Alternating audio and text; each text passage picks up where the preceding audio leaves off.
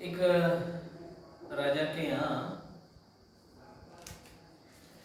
7 भिक्षु, 7 ब्राह्मण या 7 तपस्वी, कोई भी समझे,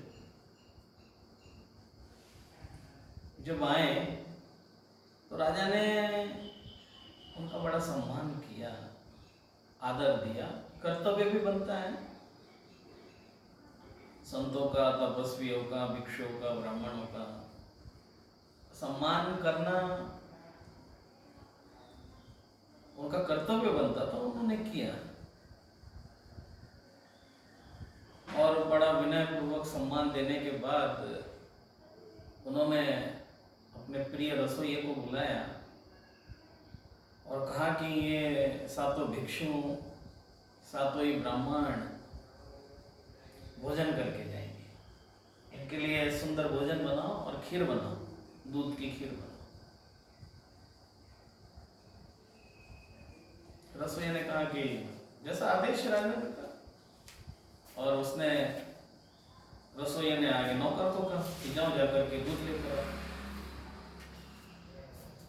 नौकर दूध लेने चला गया। दूध लेकर के आ रहा था तो बीच रास्ते में उसको थोड़ा सा थकान महसूस हुई, तो उसने सोचा कि यहीं आराम कर लेते हैं। वहाँ दरबार में जाने के बाद वहाँ तो आराम करना बहुत मुश्किल हो जाएगा, वहाँ तो मार पड़ेगी, यहीं आराम कर लेते, विश्राम कर लेते। वो थोड़ी देर के लिए वहाँ बैठ गया, सो रहा था। उसी समय जिस पेड़ के नीचे वो बैठा हुआ था, उस पेड़ के ऊपर कुछ समय पहले ही एक चील सांप को पकड़ करके ले आई थी, और वो पकड़ करके क्या ले आई थी, वो उसको नोच नोच करके खा रही थी। अब देखो, भाग्य से जहां वो दूध की बाल्टी उसने नौकर ने रखी हुई थी, और वो चील क्योंकि उस सांप को दबा रही थी, नोच रही थी, तो उस वेदना में, उस पीड़ा में क्या हुआ कि सांप के मुख से विष की बूंद निकली, और वो बूंद जाकर के दूध की बाल्टी में गिर गई। किसी को नहीं पता, सांप को ये नहीं पता विष की बूंद दूध में गिरी, चील को ये नहीं पता कि सर्प ने विष की बूंद बाहर निकाली है, राजा को नहीं पता, रसोइये को नहीं पता, नौकर को नहीं पता, दूध देने वाले गाय को नहीं पता, ग्वाला को नहीं पता, समझ पता। वो थोड़ी देर बाद उसकी नींद खुलती हैं, वो दूध लेकर के उसने रसोइये को दूध दे दिया। उस दूध से उसने प्रिय भोजन बनाया, खीर बनाई, उनको खिला भी दी, और उसमें से 4 साधु ऑन द स्पॉट हो गए। 4 ब्राह्मण, 4 तपस्वी जो थे वो उसी समय समाप्त हो गए। बात राजा तक पहुंची, राजा भी आया, और वहां खूब विचार विमर्श हुआ, खूब विचार विमर्श हुआ कि इस हत्या का दोषी कौन, इस हत्या का दोषी कौन। राजा दोषी नहीं, उसे पता ही नहीं, रसोइया उसे कोई जानकारी ही नहीं।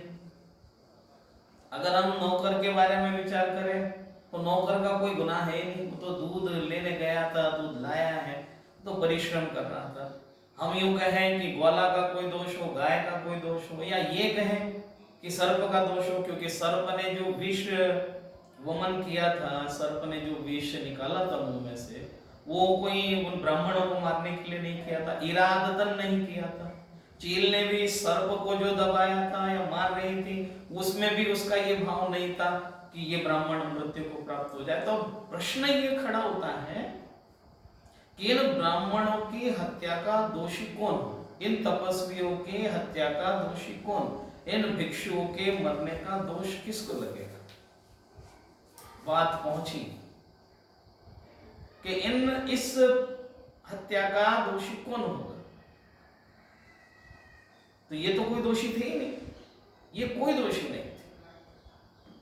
उन्होंने कहा कि इसका जो दोष है उन लोगों को लगेगा जो लोग खाली बैठे बैठे एक दूसरों की निंदा या बुराइयां करते हैं, उनके खाते में डाल दो, उनके अकाउंट में डाल दो ये दोष। समझने वाली बात है कि ये हत्या का दोष उनके खाते में डाल दो, उनके अकाउंट में डाल दो जो निंदक है।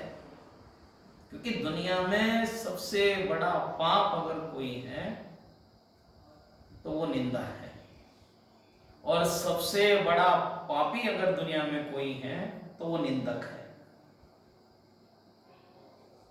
निंदक और निंदा ये सबसे बड़ा अपराध है दुनिया का।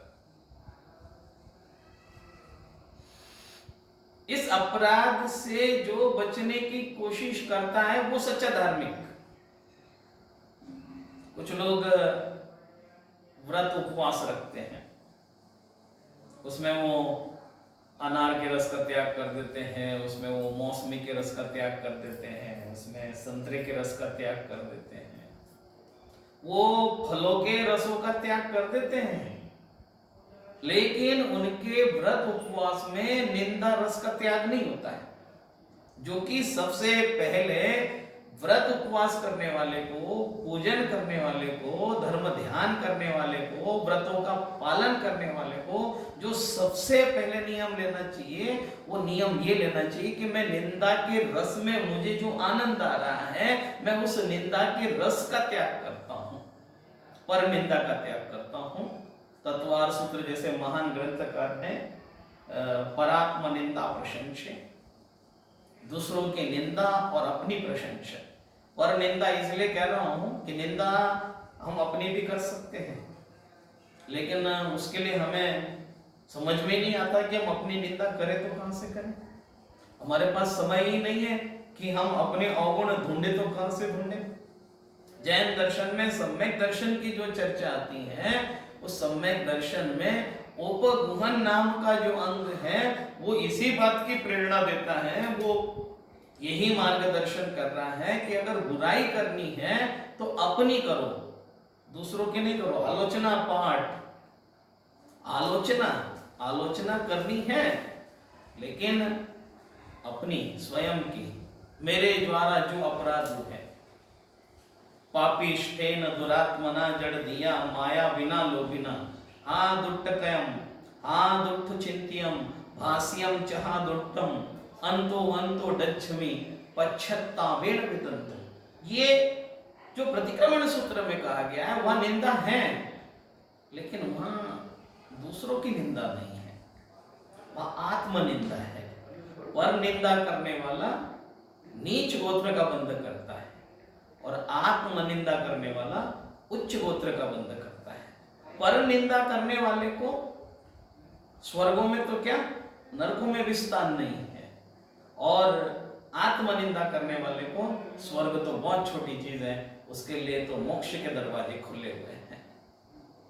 तो बात यह है कि हम व्रत करते हैं, उपवास करते हैं, बड़े बड़े धार्मिक अनुष्ठान करते हैं, बड़े बड़े धार्मिक व्रत आदि करते हैं, धार्मिक पूजा पाठ करते हैं, बट उस समय में भी हम उस दोष से मुक्त नहीं होना चाहते हैं। हमें बड़ा बड़ा आनंद आता है।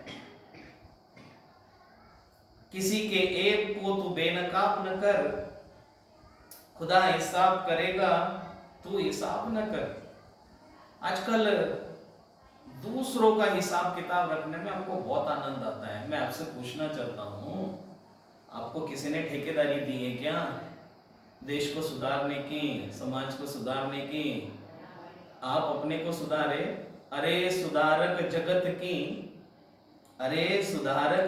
की चिंता मत कर यार, तेरा मन जगत है, तेरा मन जगत है, तू पहले उसे सुधार। इसको और भी कह सकते हैं हम, अरे सुधारक जगत की चिंता मत कर यार, तेरा घर जगत है, तू पहले उसे सुधार। अरे भाई अपना लोटा छानो ना, अरे भाई अपनी व्यवस्थाओं को देखो, अपनी तरफ देखो। आपको किसने कहा है जगत को सुधारने के लिए? ये ठेकेदारी किसने दी आपको? यहीं पर हम गलत साबित हो जाते हैं। हमारा लक्ष्य दूसरों की तरफ है। सुधरना तो चाहिए, लेकिन पड़ोसी सुधरना चाहिए, दूसरा सुधरना चाहिए। मुझे मुझे सुधरने की बात न करो, मेरे में सुधार लाने की बात मत करो। ये जो सुधार आना चाहिए, दूसरों में आना चाहिए। क्यों आना चाहिए? सुधार आप में आना चाहिए, सबसे पहले मुझ में आना चाहिए। सबसे पहले हर व्यक्ति प्रतिज्ञा ले कि पहले मुझ में सुधार आना चाहिए। सज्जनों, सबसे बड़ा दोष है किसी के एक को तू बेनकाब न कर, खुदा हिसाब करेगा तो हिसाब न कर। भली नजर से देख ऐ मुझे देखने वाले, मैं बुरा सही तू अपनी नजरें खराब न कर। अगर कोई खराब है तो आपको कोई राइट नहीं है उसको खराब बताने का। आप सुधार की दृष्टि से भी उसकी बुराई नहीं कर सकते।